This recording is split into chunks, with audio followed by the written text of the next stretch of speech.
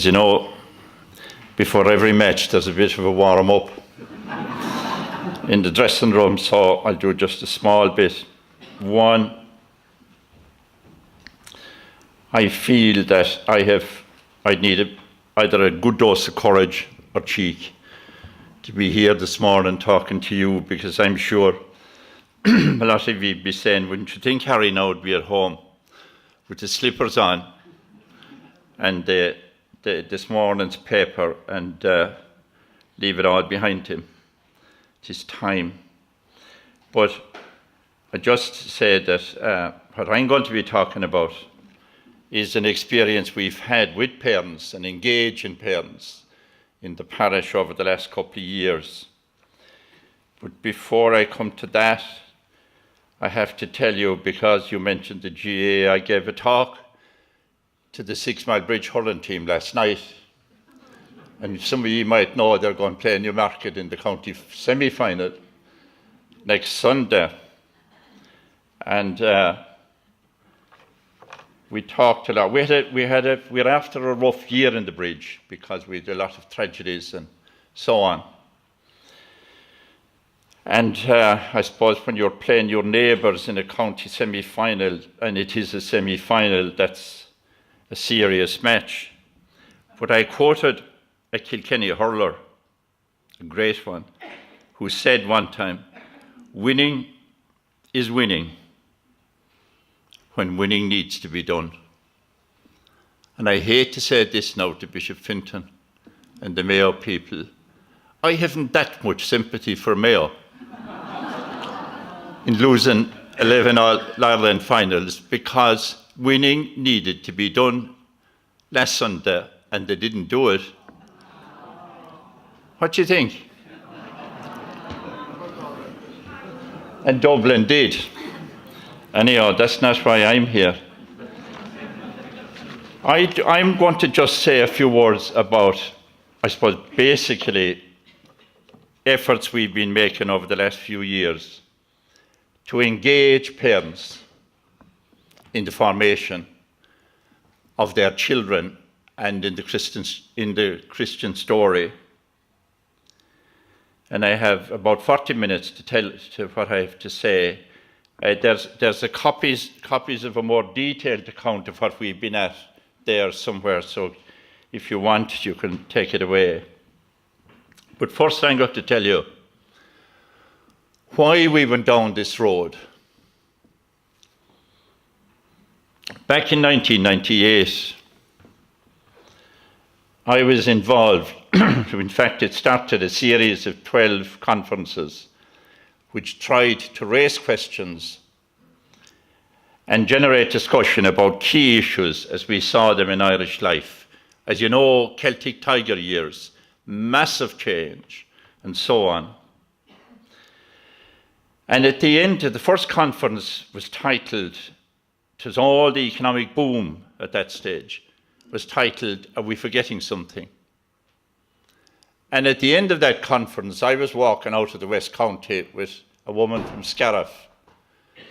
And I said to her, she's still there as well, I said to her, "What you get from these 2 days?" And she said this to me. She said, "Who's rearing the next generation?" And that stuck with me big time. Who's rearing the next generation? And I felt that's a crucial question, and it hasn't gone away. And I felt as well that at a time of massive change, with the corporate world taking over and its values taking over big time in Ireland, with family community, which would be the two institutions that in many ways Irish people would have been shaped and reared in. I felt that now, then and now, that people, especially parents, are unsettled by the pace of rapid social change. Like understanding change over the last number of years, especially to do with family and community, I think is crucial. And so that was one of the things that I suppose led me on to do other things. And I just posed the question, I suppose, along that time, how engaged are parents? And are they confused?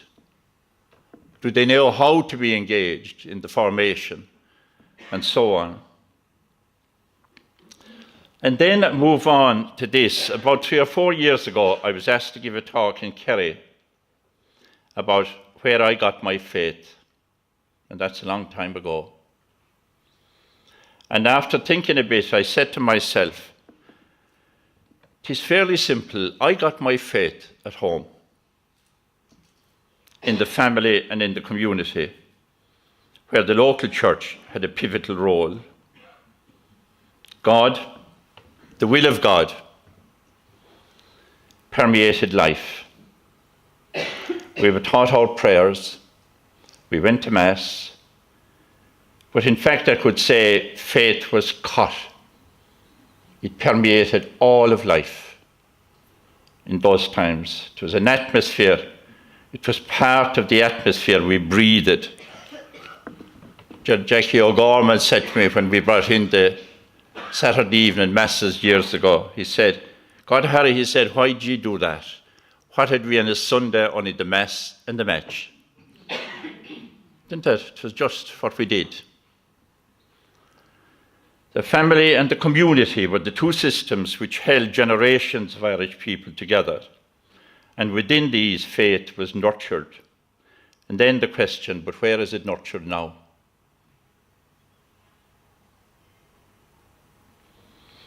Then up to the 60s, the new Ireland emerged in the 1960s. I'd regard the 1960s. I said this to Ger the other day, that, you know, Ger, the 60s was really the most important decades we've had. And Ger said, God, Harry, he said, I was only a young lad that time. But I was ordained in the 60s.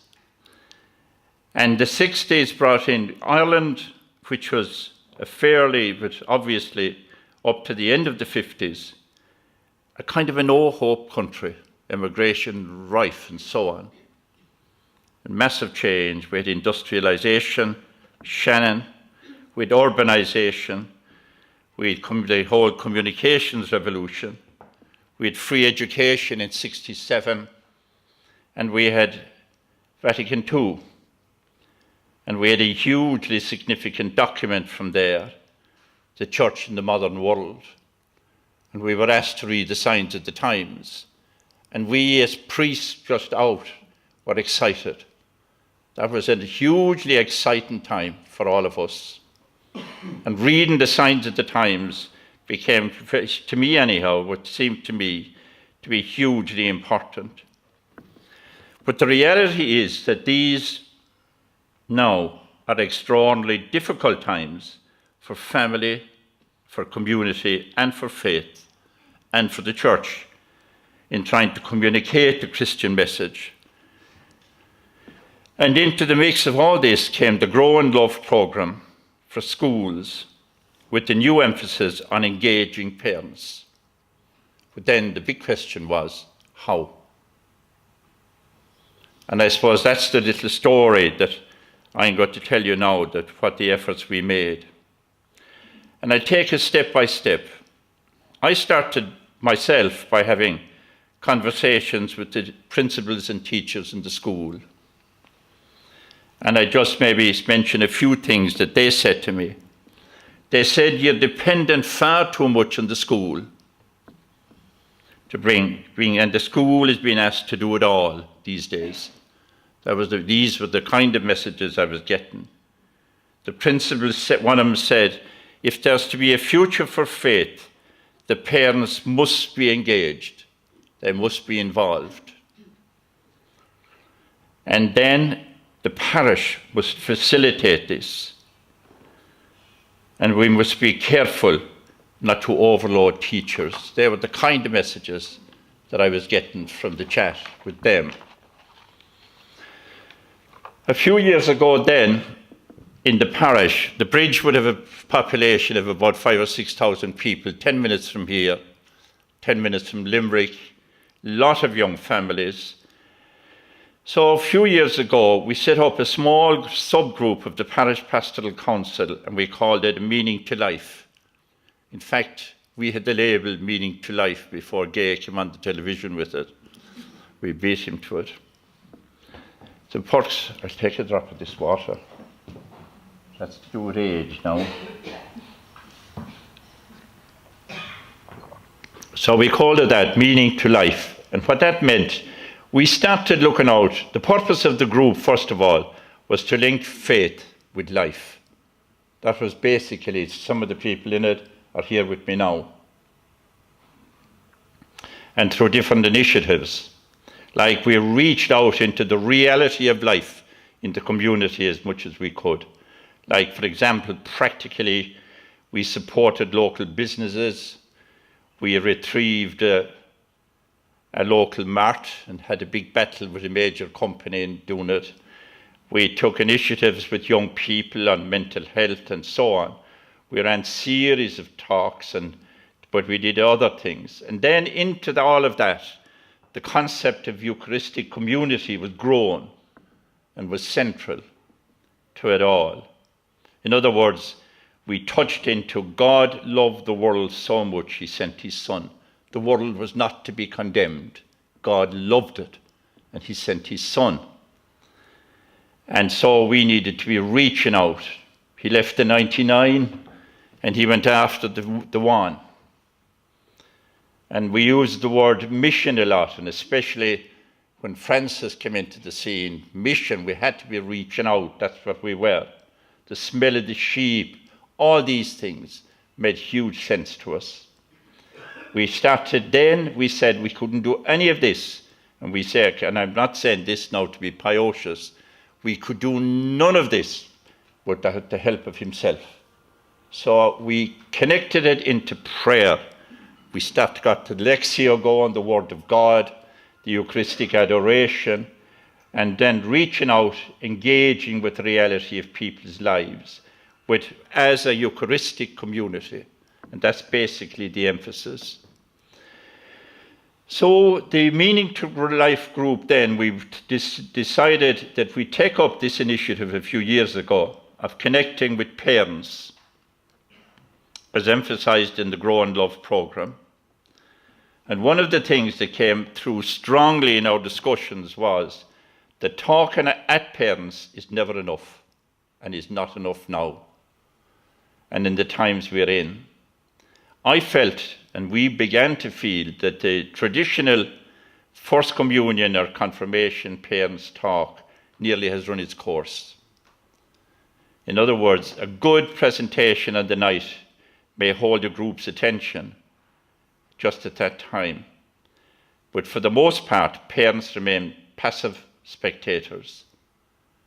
And I felt, or we felt, it was crucial that we engaged them far more than that. In other words, that maybe the talk might be just ticking a box, but not a lot more. So we wanted to find another way of engaging with the parents, not talking at, but talking with, and giving parents a space to think for themselves and what they want for themselves and their children. We began to realize that people are not really listening to us a lot of the time. And I suppose that most of us, if we were honest, they're not there at all to listen to us now, a lot of them. A lot of parents, a lot of people. And we would say in 6 Mile Bridge in Kilmurray that we are huge. If you come into 6 Mile Bridge in Kilmurray, you say, God, they have great crowds here. But when you think we have a population of 5,000 or 6,000 people, we have a very small percentage. And that's the reality of life. So we're not connecting with a lot at all in the church, a lot of us. And so we began to realize that we need to reach out. People maybe are also rejecting attempts to tell them how they should think and behave. Christian teaching is best, I read this recently in a book, Christian teaching is best commended, not commanded. And so the importance of engaging parents in a process with where they're at and with the reality of their lives. And then we moved on to be convinced that the language we use is crucial. Some of the parents in our Meaning to Life group pointed out very strongly to us that for some parents there's an aversion to what they described as God talk. In other words, not to start there. And in case any of you would think that we left him out, we didn't. We started with the reality of their lives and moved on to the importance of God and Christian values in their lives and the lives of their children. So they would say to us, that washes over people, but they don't connect. They don't stay with you. And so the challenge to begin with something that would connect with their world. And then once we got into the program, we realized how important it is for parents to reflect on the culture which is now shaping their lives and their children's lives. Culture, as you know, is about values and meanings underlying our way of life. And right now, our meaning and values come from the world of media, advertising, commercial interests, corporate values whose primary interest could be profit. And when given the opportunity to reflect, it became clear that many parents are not satisfied with the values of the consumerist culture. Just stay with what I said at the beginning. We began more and more as we connected in with them to feel parents are really not gone away. By the way, we got great hope from this. They're confused. They don't know how to reach, to connect up. And we didn't either. We were easing our way through it. But for many people, there's a search for something deeper, for stillness, for mystery, for inwardness. There's a hunger to connect and to belong. The search needs community. So family and community became crucial and more crucial. And then in our discussion in the Meaning to Life group, some things became very clear. We wanted the whole parish. I'm taking this step by step. We wanted an easy. We wanted the whole parish to be aware of the Grow in Love programme, not just a few of us, and not just the teachers, and not just maybe a few little groups in the parish. And to see the parents as a vital part of our community. In other words, we kept saying to ourselves, we keep on talking in the church now about lay participation. There's no more vital group of lay people in Ireland today than parents. And so their engagement seemed to us to be very important. So we decided to talk about all this at the Sunday Masses, to write about it in the newsletters, and to continue to pray for the success of the programme at all marriage masses. For example, when we would go into a Eucharistic adoration session, we'd ask them to pray for the success of this programme with parents that we're moving into. We do the same at Mass and so on. Secondly, we felt that our efforts needed to begin with the reality of parents' lives, and that became crucial to us, not to come from on high, not to come from a distance, to come from where they are now. And the reality of their lives had a lot to do with the busyness of their lives, where people are at this point in their lives. And the parish is fairly diverse. So we needed to be very sensitive to where they are. Like take, for example, even coming out to a meeting. A woman working today comes home, gets the dinner, goes out to about 3 training sessions with the youngsters and so on. All that kind of stuff. And to have to go to a meeting, to this, that, whatever it is, would be a fairly serious challenge for them. Thirdly, we felt that parents needed information on the new programme and how they can be involved. But we wondered if they also needed faith nourishment for themselves. And then the question, would they be interested in it? These are the kinds of things that were beginning to unfold. So our aim was to support and encourage parents not to place another burden, and that was key. The tone of what was offered needed to be affirming of parents and realistic and understanding where they're at. So then, move on. What did we do? Year on, after all, now I'm emphasizing here, this process took a lot of thinking, a lot of preparation, a lot of steps before we eventually moved into it. First thing we did, we invited Dan O'Connell, Dr. Dan O'Connell, who teaches, most of you would know him, religious education in Mary I, to facilitate and present the intent behind the Grow and Love programme to the parents. And over a number of conversations with Dan, and incidentally, we didn't just write to Dan and ask him to come down and give a talk. We had several meetings with Dan himself, trying to fill him in on the way we were going about this. And we called the whole thing Parents on a Journey.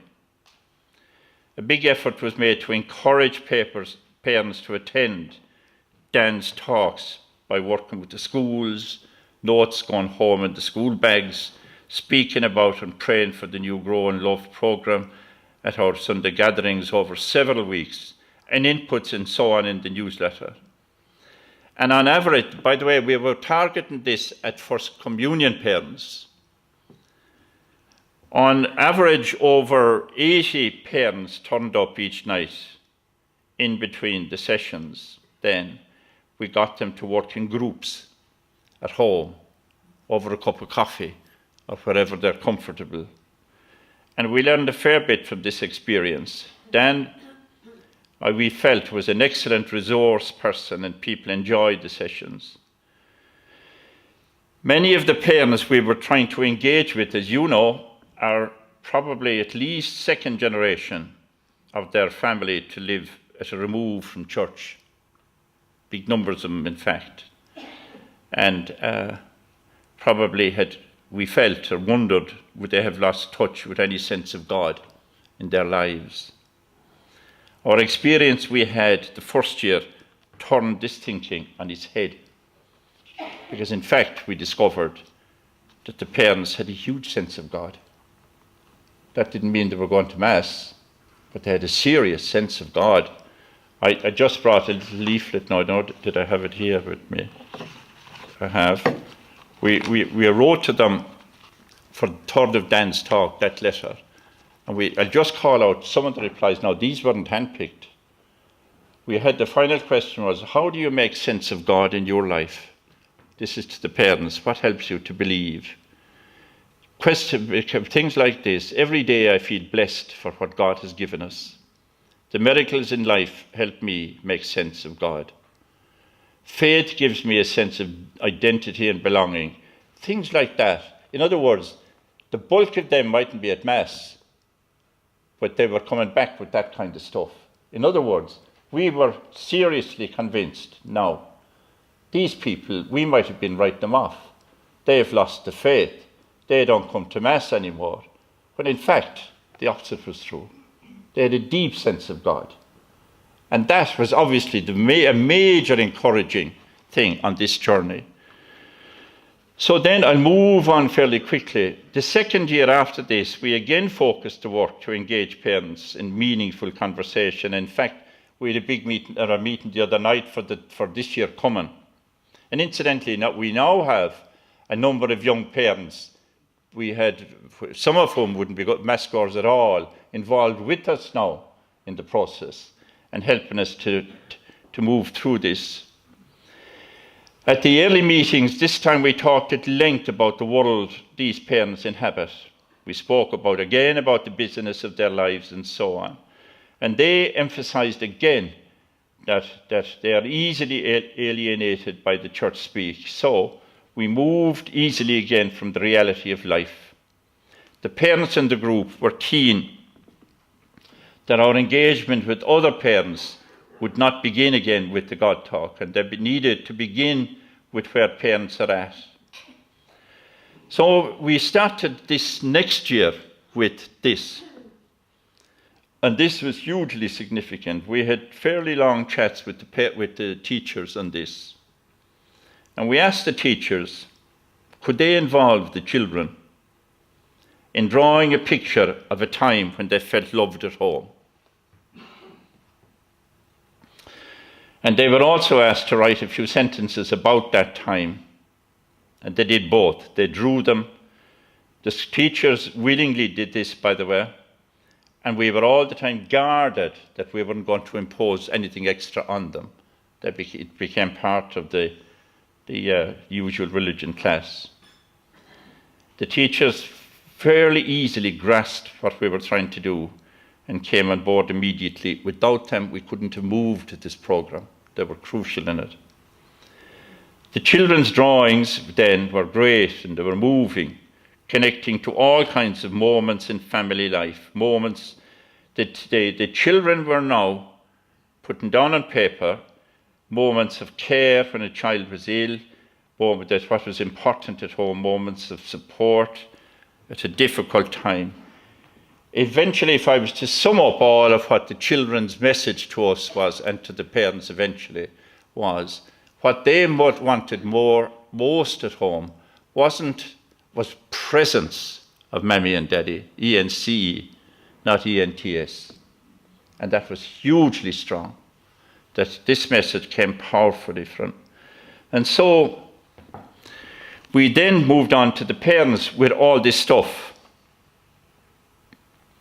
Spending, like things like parents spending time with their children and so on and so on. On the night of the parents' gatherings, when they started to come together, all the drawings went up on the wall. And again, roughly 80 parents came. They circled the room and looked at their own children's story and message. And then in small groups, the parents responded hugely to the children's drawings. Even though they didn't include names, memories were evoked in special times. In other words, the children, the moments of care and love were all remembered. I remember a parent commenting that it was as if the children had become their spiritual teachers. Here was a moment now when their children was telling them what was important to them and helping them to see what's important. And what that one parent said, that was echoed by many others who pointed to the lack of material things in the drawings. A man going out one of those nights, I said to him, a man who had started his own business, what are you getting from all this? And he said, I'll tell you, I have to have a good chat with myself and cop myself on, or they'll be grown up before I get a chance to know him. The business, I suppose, he was spelling out. Having explored the whole cultural context then and the children's experience of love, we began to open up the question, have these experiences of love, which the children describe, anything to do with God? And we gave them quotations from Daniel O'Leary and from Janet Schaefer, and were like this, quotes from them, our most intimate experience of God's presence with us often occur within the everyday moments, interactions and relationships of family life. The challenge is that sometimes we are so busy that we miss them all. Family life is holy and it's sacred. That's where God is. All these messages were now connecting up. So there was a marvelous conversation between the parents through all of this. I'm going to sum up just one or two things. At the end of the session, towards the end of the program that year, one of the Meaning to Life group, Tom, he's here with me now, asked the parents to help our planning of the Meaning to Life planning by giving feedback through questionnaire. And the findings that Tom got in his little survey of the parents surprised us. 83% commented that they would attend similar type events going forward. Again, this was hope. It was hope we were looking for. People, God's sense, ease your way through it with them, start with the reality of their lives, and they would, 83% said they'd attend similar type events going forward. 64% were interested in opportunities to enrich their own faith. And 10 people, there was a group of about 80 again, in the group were willing to volunteer in assisting further work with the parents. Could I stress, by the way, that certainly the majority of those 80 were not churchgoers. And they were now connecting up. But I can tell you, I mean, this is the only thing. If anyone said to me now, what message did you get? Or why are you so hopeful? I would say one was the sense of God in their lives, in most of them. We have noticed a certain number of them becoming part of us on a Sunday or a Saturday night. And we'll certainly see we have connected to people who wouldn't have been connected in any way up to this. In other words, parents weren't actively engaged in any way. And we felt that the whole process to connect with them and the space for engagement was crucial.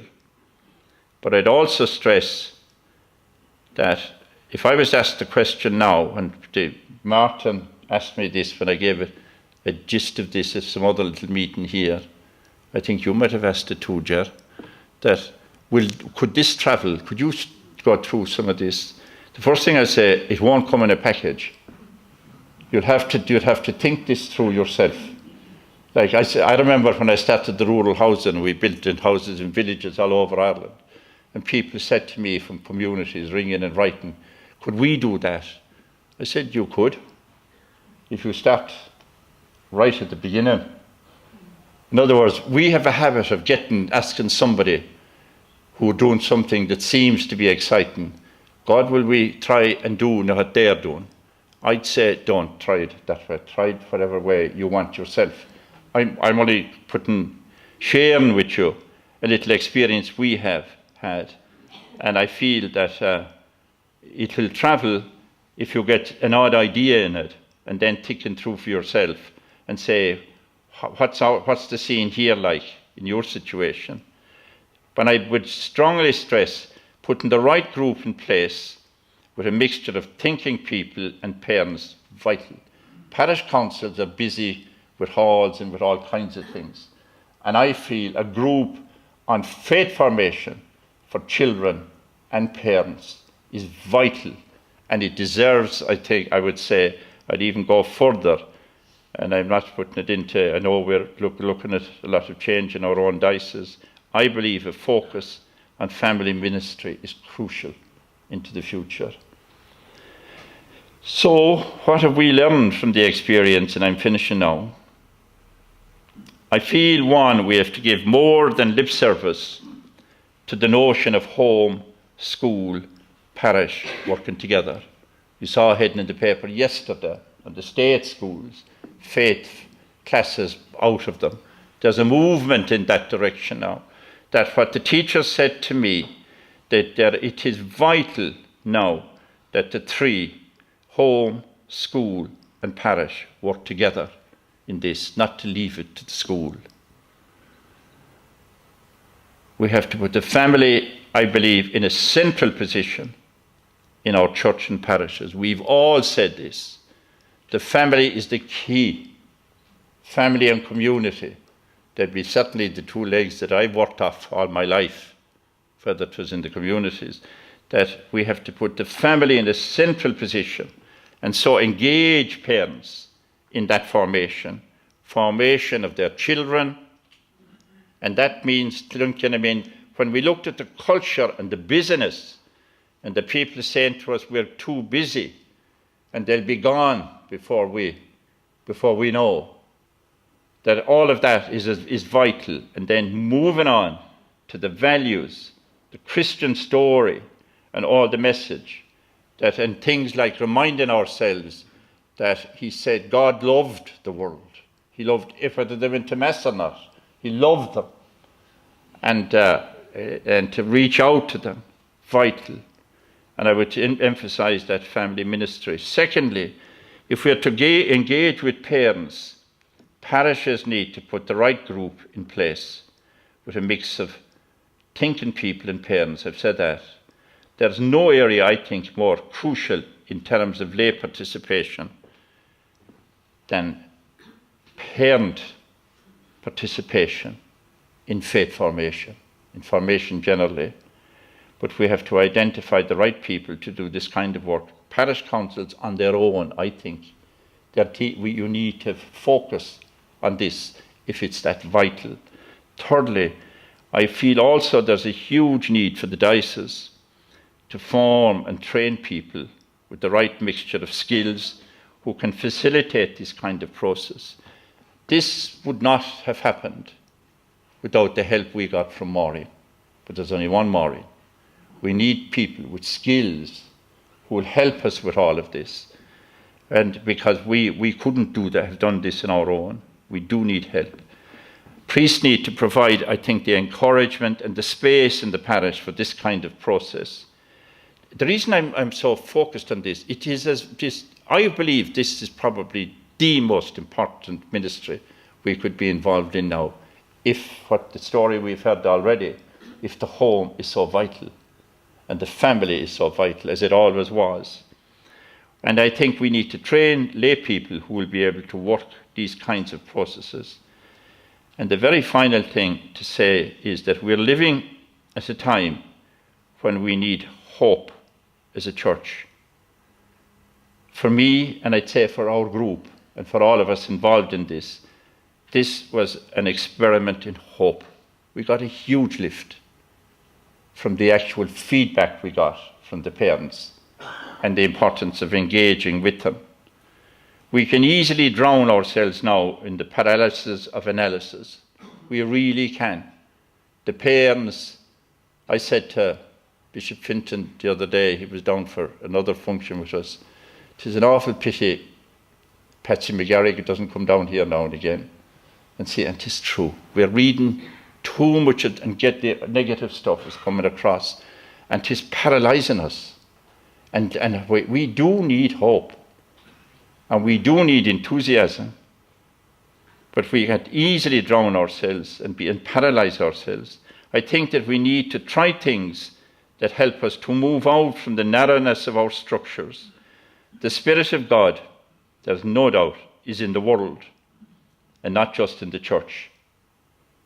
He loved the world so much, he sent his Son. And it's here, in the real world, the reality of life, we must engage if we are to have anything to say to our world. I leave that with you. Thanks a lot.